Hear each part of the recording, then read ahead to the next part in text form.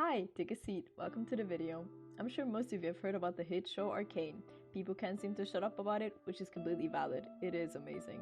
Some or most of you have probably watched it, like I have, and would agree that this masterpiece is held together by all its pieces, ranging from the story and how it's told, the visuals, art and animation, which I am absolutely in love with as an artist myself, the world building, the music and characters with their developments and perspectives, everything. And with that, there's something for everyone to enjoy. I find it fascinating. In this video, I'd like to go deeper into one of those puzzle pieces that I mentioned. Characters with their development and perspectives, specifically Ekko, the boy who shattered time, aka Little Man, also referred to by my friend who has not watched Arcane yet as Rolf or John the Wild One. Oh my god. Before I finally get into the actual point of this video, I feel an obligation to give credit or sort of shout out to every single person who worked on this show. So yeah, props to them. This series is phenomenal, a cinematic masterpiece and true work of art. Also, of course, spoiler warning for all of Arcane. Anyways, let us jump right into this analysis. This is Ekko. He was born and is living in Zaun, also called the City of Iron and Glass. Zaun is the undercity of Piltover, epitheted the City of Progress. In the world of Runeterra, which is the name of the universe that all of this franchise is placed in, Piltover and Zaun are in a way united opposites. In general, they are all about technology, inventions, craftsmanship, and progress. Or, well, that is how it started out. Yet through the years of fast progress that the upper city made, the undercity was gradually left behind, put at disadvantages, and became a victim of exploitation to its advanced half, struggling with the division of the topside and underground, which is what will become Zaun eventually, by gaining independence from Piltover later on in the story. The vast differences between the two lead to many troubles such as systematic oppression, uprisings, and wars. People from Zaun are often regarded as less than Piltover people. I'll let this quote from Caitlin summarize it. You know what else reflects on the council? It's citizens living on the streets, being poisoned, having to choose between a kingpin who wants to exploit them and a government that doesn't give a shit. Yeah. Ekko, living in the Undercity, is a victim of this life full of struggles, ranging from asset oppression, feeling inferior to others through his origin, and generally a life in conditions unfit for a healthy living being, much like most people from this region. But these depressing facts don't keep him from being a rather upbeat and goofy child, judging from the moments we get of him as a young boy. He's sly and sassy with a fun side, some of which he does keep as he gets older. His friends, Milo, Clagger, and the sisters Vi and Powder, are often helped by his spying skills and location recommendations for trouble-seeking or looting. Shit. Where did you even get this tip? We just heard it at Benzo's shop. From? Little man.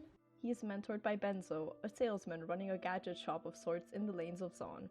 There, Ekko got to tinker with stuff, work on little projects, and help Benzo. According to League of Legends lore, he's always had an eye for inventions and technology, and he's not an orphan. His parents are just forced to work in horrible factories in the city, but we don't get to see this in Arcane. So what could become of this crafty little man in this world? Well, first off, the amount of trauma he's collected left a mark on him, as expected. Generally living in the aforementioned cruel conditions just gives foundation to a rough journey with splashes of pain and suffering. Unknowingly leading his friends into a near-fatal trap, which became an example of the butterfly effect.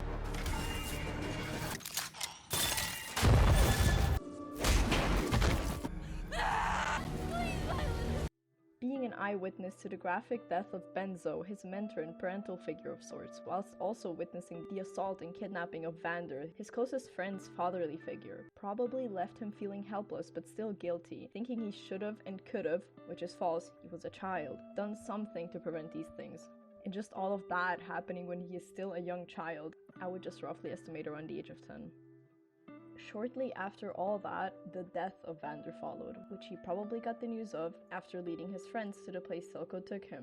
This being a huge deal since he was the unofficial leader of the Underground's people. With his death, the people were indirectly left alone. That was the cue for Silco's takeover, poisoning the Undercity and exploiting them with his trafficking of Shimmer, a highly addictive chemical substance. Ekko just lost what was basically all his family in the midst of chaos. Vander, Benzo, Milo, and Clagger, Vi and Powder were nowhere to be found. He had no idea what could have happened to them. From his perspective, they were dead. He was left completely alone to fend for himself. Then came the time skip between episode 3 and 4. After it, we meet him again as a young adult / older teen. During the time skip, he was helping people and orphan children, ultimately forming a revolutionary group called the Firelights. The Firelights spend their time caring for and surviving with each other, making the best of what they have. They rebel against and sabotage Silco's shimmer shipments and Piltover enforcers. It seems as though life has gotten better for Ekko. He is also experimenting with his time-bending abilities, but there's still no true peace in his world. He always wants to play the hero and save as much as possible, but I think he had to and will continue to come to terms with losing things in order to save others, and that not everything can be saved. Let's just hope he doesn't lose himself. Ekko also doesn't seem to waste or bide any of his time. He lives every day like it's his last one and has accomplished so much in his life already. He is constantly battling for freedom and loses people who are close to him in battles, and forces himself to stay strong, fighting for what he sees as right, looking to make a difference with his skills. He also had to cope with finding out, much to his surprise, that neither Vi nor Powder were dead. Firstly, Powder, who he most likely met through a battle against Silco's people during the time skip. The shock it must have been to find his childhood best friend and likely crush I had a crush, until you started talking to the gun. alive after mourning her death, only to be crushed by the reality of her fighting alongside his enemy, the source of all his and hundreds of others' misery. We don't even know whether he got to know the full story on why Powder had changed, leaving him confused and conflicted. She probably refused to join him or be saved by him. Oh, look who it is! The boy savior! That was most likely the biggest betrayal Ekko had ever faced. After mourning the loss instead of death of Powder, he grew to accept it and to despise the person she had become, Jinx. Meeting Vi after kidnapping her, he faces that shock again. You look good for a dead girl. I thought you were dead. He distrusts her, putting up his tough facade that he's put on from those past experiences. She also has an enforcer with her who she had partnered up with, Caitlyn, which makes him even more skeptical. But it's relief to know and see his friend is still the reckless, brave fighter she had always been, and tries helping her. Ekko tries convincing Vi that her search for her sister, Powder, is in vain, that she is gone and all that is left is Jinx, but she doesn't want to believe him. The table turns, and we see in a brief moment as Vi realizes little man was right, and Ekko still seeing his long-lost friend in Jinx's face, hesitance and regret in his eyes as their fight on the bridge paused, moments before both being in the blast range of her own bomb. Ekko got his leg messed up, which seemed like a scratch compared to Jinx's near-fatal injuries. He took shelter somewhere under the bridge and is found by Professor Heimerdinger the following day.